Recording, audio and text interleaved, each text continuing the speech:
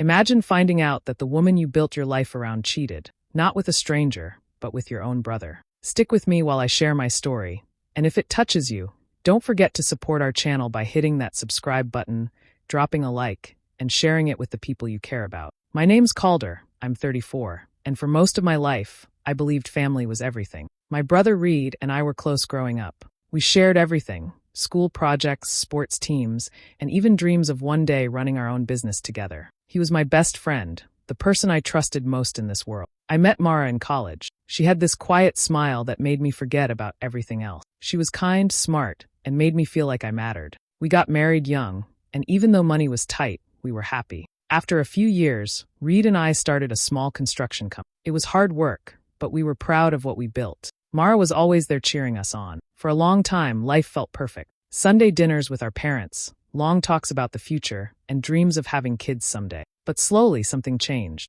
Mara became distant. She stopped laughing the way she used to. She'd stay out late, saying she was with friends, but she wouldn't look me in the eye when she came home. I started noticing Reed acting strange too. He avoided me, canceled meetings, and barely spoke during family dinners. I told myself I was imagining things. I trusted both of them too much to believe anything was wrong. But one night, everything fell apart. Reed had left his truck at my house, and I needed to use it early the next morning. When I got inside, I saw something small glimmering under the seat. It was one of Mara's earrings, the ones I'd given her for our anniversary. My heart stopped. I knew right then what it meant, but I still hoped I was wrong. When I asked Mara, she tried to deny it, but after hours of tears and yelling, she finally admitted it. She said it wasn't planned, that it just happened. She'd been sleeping with Reed for months. I felt like the ground disappeared beneath me. When I confronted Reed, all he said was, "We didn't mean for it to happen." That was it.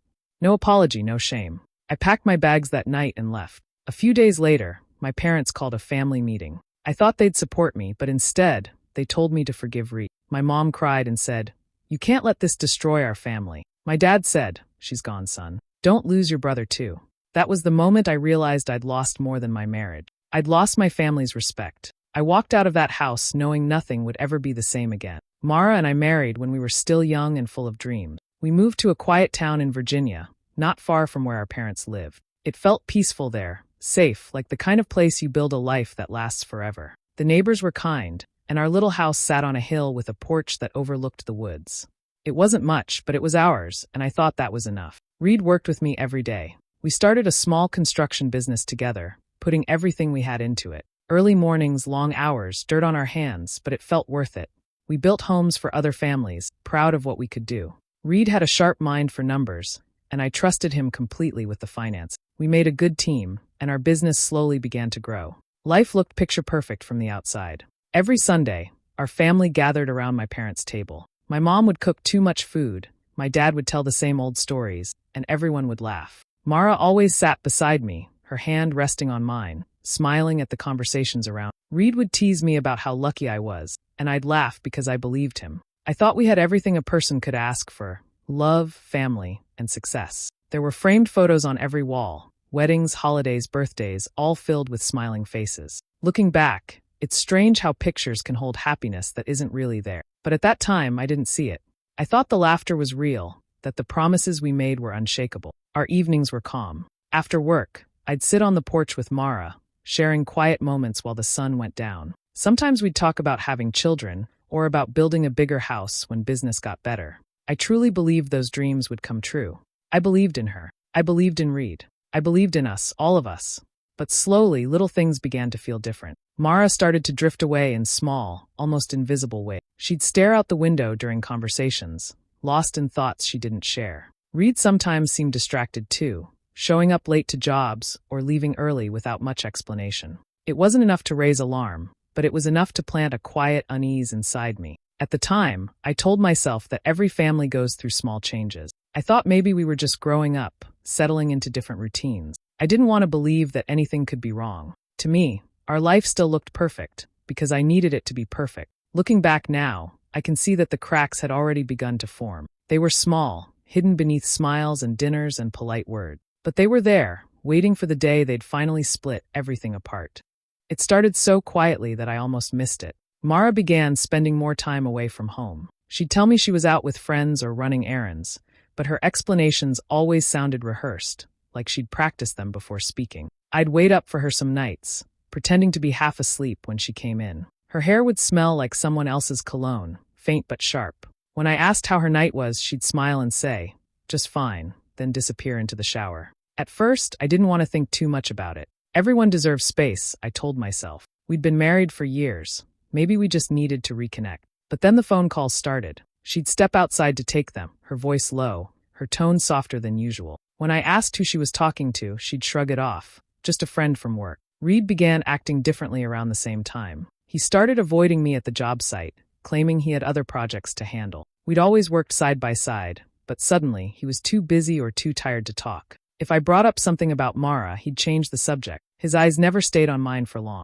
I tried to convince myself I was imagining things. We were all adults, busy with work, life, and stress. Maybe I was reading too much into nothing. That's what I kept telling myself every night when doubt crept in. Still, there was this heavy feeling I couldn't shake, like I was standing at the edge of something I didn't want to see. One evening, Reed called to say he couldn't make a delivery early the next morning and asked me to handle it. He said his truck was parked at my parents' place and that I could take it. It was nothing unusual. We shared tools and vehicles all the time. The next morning, before sunrise, I went to pick it up. The air was cold and still. I climbed into the truck, turned the key, and something glinted under the seat. At first, I thought it was just a coin catching the light, but when I reached down, my fingers brushed against something smooth and familiar. I pulled it out and froze. It was one of Mara's earrings, the small silver ones I'd bought her for her birthday the year before. I turned it over in my hand, hoping there was some logical reason it could be. Maybe she dropped it when Reed gave her a ride once. Maybe it meant nothing. But deep down, I knew it wasn't a coincidence. The silence in that truck felt unbearable. Every denial I'd told myself shattered in that moment. I sat there for a long time, staring at the earring resting in my palm, realizing that whatever I was afraid to believe had already become the truth. That night, I sat in the living room with the earring in my hand, waiting for Mara to come home. The clock on the wall ticked louder than usual, each second stretching longer than the one before. When she finally walked through the door, I asked her where she had been. Her answer came too quickly, too smooth. Out with friends. I placed the earring on the table between us. Her face went pale, and for the first time, she didn't have words ready. I asked her whose truck she had been in. She tried to laugh it off, said I was being dramatic, said I must have dropped it there myself somehow. I didn't move, didn't speak, just kept looking at her until the silence felt unbearable. Then her voice cracked. She said I was overreacting, that I didn't understand, that it wasn't what I thought. Every word out of her mouth sounded like a lie wrapped in panic. Hours passed. She went from angry to crying to begging me to listen. I didn't raise my voice. I just asked one question over and over. Why? When she finally stopped pretending, her shoulders sank. Her voice turned small, almost childlike, when she said it. It's been happening for a while. That was it.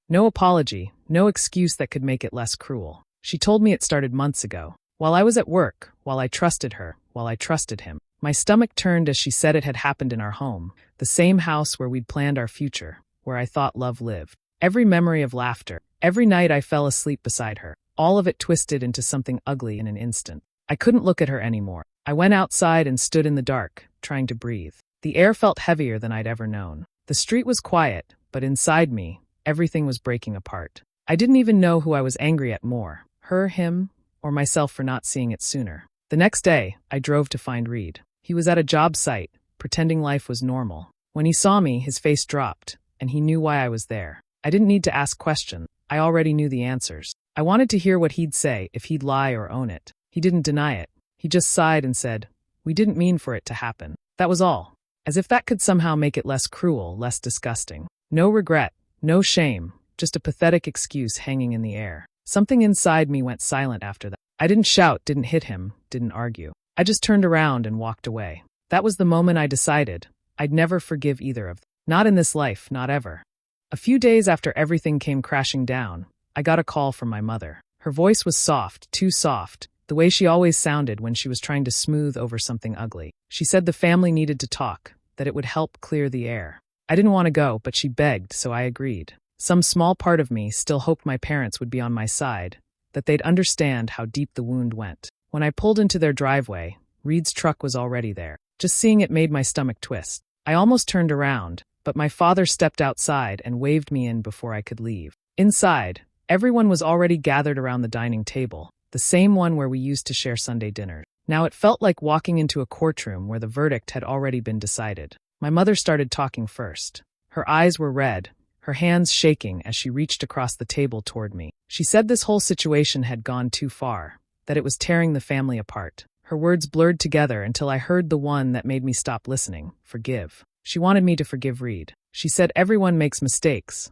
that he was still my brother. I sat there staring at her, wondering if she even heard what she was saying. My father joined in, his tone firm, almost scolding. She's gone, son. Don't lose your brother too, he said, like losing my marriage was a small price to pay. I couldn't believe what I was hearing. The same people who taught me right from wrong were now asking me to pretend none of it happened. Reed stayed silent the whole time, his head down like he was the victim. I waited for him to speak, to say something that showed he understood what he'd done. But he didn't. Not one word.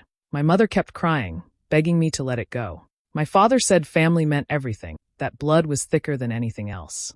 Each word felt like another knife twisting in my chest. They weren't comforting me, they were protecting him. They didn't care about what I'd lost or how broken I felt. All they cared about was keeping the family image clean, pretending we could all sit at the same table again, as if nothing happened. I looked around that room, at the faces I'd loved my whole life, and realized I didn't belong there anymore. The people who were supposed to stand by me had chosen their peace over my... I pushed my chair back and stood up.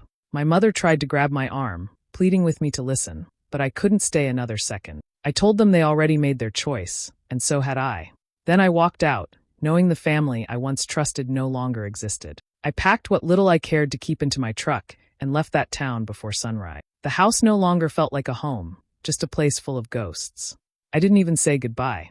I went straight to the office, handed Reed the papers, and told him I was selling him my share of the business. He didn't argue, just signed the check like it was a simple transaction. That was the last time I looked him in the eye. I walked out without another word, feeling lighter and emptier all at once.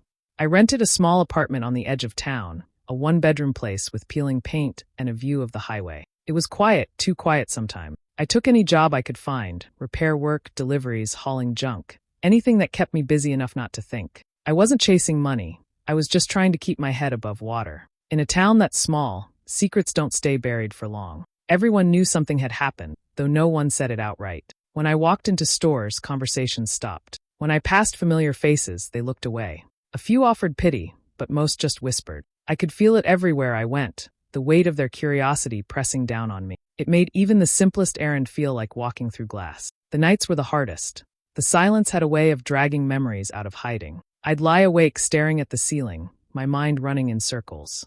Every word, every gesture, every late night from before replayed like a cruel film. I'd remember the way Mara used to smile when Reed was around, or how he'd always find a reason to stay just a little longer after dinner. Back then, I thought it was brotherly closeness. Now, it all felt like mockery. There were moments when anger burned so deep it scared me. Not just at them, but at myself, for being blind, for trusting too much. Some nights I'd drive aimlessly through back roads until dawn, just to stop myself from breaking something. The loneliness sank into my bones, and even though I was free from them, I felt chained to what they'd done. My phone rang constantly. It was always my mother. She couldn't let it go. Every message was the same plea. Be the bigger man, called her. Don't let hate eat you alive. She said time would heal it, that one day I'd understand. I stopped answering after a while. She didn't realize that forgiveness wasn't the cure she thought it was. Sometimes, it was just another wound. I lived like that for months, floating through each day without purpose. The world felt smaller, colder, and I wondered if I'd ever feel normal again. But even in all that emptiness, one thing became clear. I might have lost everything I loved, but I still had myself, and I wasn't going to let them take that too. Time passed, but the ache didn't fade. I tried to keep my distance from everything that reminded me of them, yet the town had a way of dragging me back into their orbit. One afternoon, while picking up supplies for a repair job, I overheard two men talking near the counter. They were laughing about how Reed had finally put a ring on her. My stomach turned. For a moment, I thought I'd misheard, but they said the names clearly: Reed and Mara. They were engaged. I stood there frozen, staring at the floor until my hands stopped shaking. It wasn't enough that they'd betrayed me. Now they wanted to celebrate it publicly. I drove home without remembering the road, every muscle in my body tight with disbelief. That night, I sat alone at the kitchen table, staring at the wall, realizing that the two people who ruined me were about to stand before everyone and call it love. A week later, my mother called again. Her tone was calm, almost cheerful, as if nothing had ever happened. She said the family was thrilled about the wedding and that I should come, to show there's no bad blood. I laughed, not because it was funny, but because it was unreal. I asked if she truly believed I could stand there and watch them take vows. She sighed and said it was time to move on. My father took the phone, repeating his usual line about family unity. To them, I was the problem for not pretending everything was fine. That night, something inside me shifted. I realized they would never understand, never see how deep the wound went. I had been their scapegoat long enough, the quiet one who swallowed his pain to keep the peace. That was over. I wasn't going to fight or scream or beg anymore. I was done playing the role of the forgiving brother. I wanted balance, not blood. The idea didn't come all at once. It grew slowly, like a seed planted by anger but watered by clarity. Reed's business had grown since I left, but I knew his shortcuts better than anyone. He always cut corners, used cheap materials, and falsified a few permits to save time. I'd warned him once, years ago, that it would catch up to him. Now I decided to make sure it finally did. I thought about who could help, and one name came to mind, Adele. She was a client from years back, a woman who had lost thousands when Reed's mistakes ruined a project. She'd tried to fight it then, but he'd buried her complaints under fake paperwork. I hadn't spoken to her since, but I remembered how determined she'd been. I reached out to her quietly, asked if she still wanted the truth to come out. There was a long pause on the line before she answered. "I've been waiting for that chance," she said. That was the moment I knew. This time, the consequences would finally find the right person. I called Adele and met her at a diner on a rainy morning. She slid a thin folder across the table. Inside were faded invoices, torn contracts, and photographs of poorly finished work he had signed off on. She had kept every scrap, angry and determined after being left with a half-built addition and a bank account that looked clean on paper only because someone had doctored the numbers. I listened, then told her I could help pull everything together so it would hold up if someone else looked into it. We worked quietly, meeting in public places and swapping copies through email accounts she opened just for them. I knew where corners had been cut, substandard materials labeled as premium, inspection dates that didn't match the job logs, suppliers who never received payment yet showed deliveries on paper. I spent nights combing through records, matching receipts to dates, and writing notes that made the pattern clear. Adele tracked down witnesses who remembered visits when crews left early or didn't show at all. One person even had a voicemail proving a promise that was never kept. When we had a stack that felt solid, we made a plan to get it to the right authority without attaching our name. Adele insisted our identities stay hidden. I agreed. She found a secure tip line for the department that handles construction violations and the licensing board. We packaged the files, wrote a clear summary, and uploaded everything from public Wi-Fi, careful to leave no trail. My hands trembled as I hit send, not because I feared consequences for me, but because I knew what would follow for him. Within days, men in suits arrived at the company office. They asked hard questions, opened drawers, and copied files. Clients who had once brushed off concerns now answered calls from inspectors and auditors. The pressure built like a storm, and the company's cash flow began to choke. Notices arrived in the mail, orders to freeze certain accounts, to halt operations until an audit finished. Suppliers called wanting payment that wasn't there. Jobs in progress stalled as crews waited for approvals that never came. News traveled faster than I expected. By the time the date they'd picked for celebrating their future rolled around, his world had narrowed to forms, hearings, and accountants. Friends who once toasted his success now kept distance, wary of being tied to trouble. The celebratory plans dissolved into canceled reservations and strained phone calls. He sat with his head in his hands more than once, a look I hadn't seen since the first time I realized something was. At home, messages arrived from my parents, sharp and stunned. Their disbelief turned into anger once the full story reached them through officials and neighbors rather than through family talk. They paced and demanded answers I couldn't give without revealing how we'd exposed the truth. Their voices carried the betrayal they felt not because of what had been done to me, but because the image of him they loved had been tarnished. The shelter they'd tried to maintain cracked, and the facade of unblemished pride collapsed as people asked for explanations none of us could pretend away. Watching it unfold, I felt no joy. What came was a quiet relief, like a held breath finally released. The consequences landed where they belonged, and with them arrived a clarity I'd been chasing for months. The news about the investigation spread faster than wildfire. Within a week, every contractor, supplier, and client in town knew what had happened. The company that once carried Reed's name like a badge of honor was now the subject of every conversation whispered behind closed doors. The wedding, once announced with grand excitement, was quietly called off. No one made an official statement, but word slipped out that they needed time. Everyone knew what that meant. I heard from an old co-worker that Mara packed her things and left their house not long after the state's findings were released. She told people he wasn't the same man anymore, that he'd become cold and bitter since his troubles began. The irony wasn't lost on me. The man she'd chosen over me had finally shown her the side of him I'd spent years trying to ignore. They deserved each other once, but now even that illusion had fallen apart.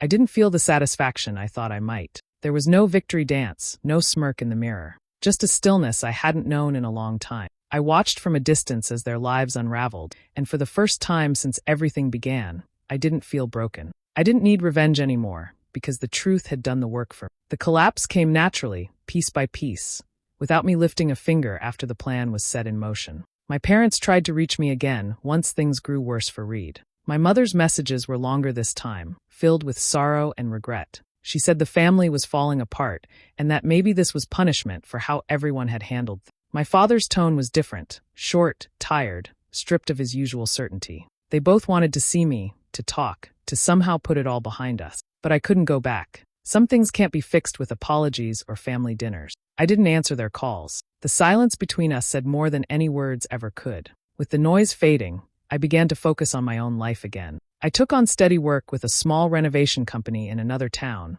the kind that valued honesty over shortcuts. The days were long, but the exhaustion felt clean this time. No lies, no secrets, just honest labor and quiet evening. I rented a modest place surrounded by pine trees and began to find comfort in solitude. Some nights, I'd sit outside and think about everything that had happened. The anger was gone, replaced by something gentler, almost sad. I didn't wish harm on anyone anymore. I just wanted peace, and somehow I'd found it. The weight that had followed me for months finally lifted. Justice had come and gone, and I hadn't needed to destroy anyone to find closure. For the first time in years, I wasn't surviving. I was living on my own terms, without the shadows of the past trailing behind me. I eventually left that town for good. The streets held too many memories, too many faces that reminded me of what I'd lost. I packed up what little I owned, loaded it into my old truck, and drove until the road felt unfamiliar. I settled in a small coastal town where no one knew my name, a place quiet enough to start over. The ocean was close, and the sound of waves filled the silence I once feared. Starting from scratch wasn't easy, but it was honest. I registered a small contracting business under my own name and began taking simple jobs. Kitchen remodels, roof repairs, porches for old homes that needed care. Word spread slowly, but the people there valued work done right. Each project reminded me that I didn't need anyone else to define my worth. The rhythm of the work steadied me, one nail, one beam, one wall at a time. I kept to myself mostly. No family gatherings, no calls back home. The peace I'd found wasn't loud or dramatic. It was quiet, steady, and earned. I stopped wondering how Reed or Mara were doing. The part of me that once wanted answers finally went silent. Time had dulled the anger and left behind something simpler, acceptance.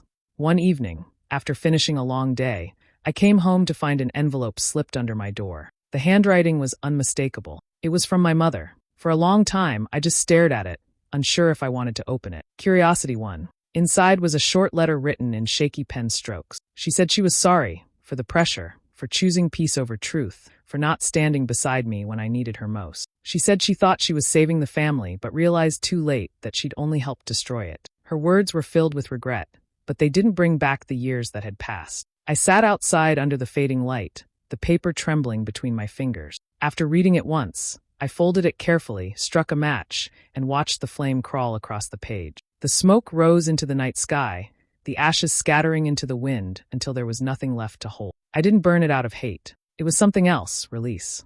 I finally understood that forgiveness doesn't always mean reunion. Sometimes it's just freeing yourself from the chains of what happened, allowing the past to stop defining the present. As the last ember faded, I looked out toward the dark horizon and thought about everything that had led me. The betrayal, the loss, the rebuilding. It all felt distant now, like a story that belonged to someone else.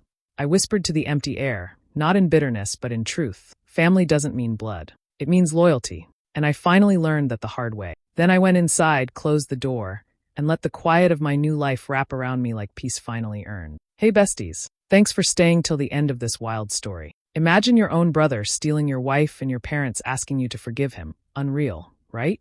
But sometimes the deepest betrayal teaches us the meaning of real peace and self-worth. If this story hit you hard, don't forget to like, share, drop a comment, and subscribe for more emotional stories. See you in the next one. Bye.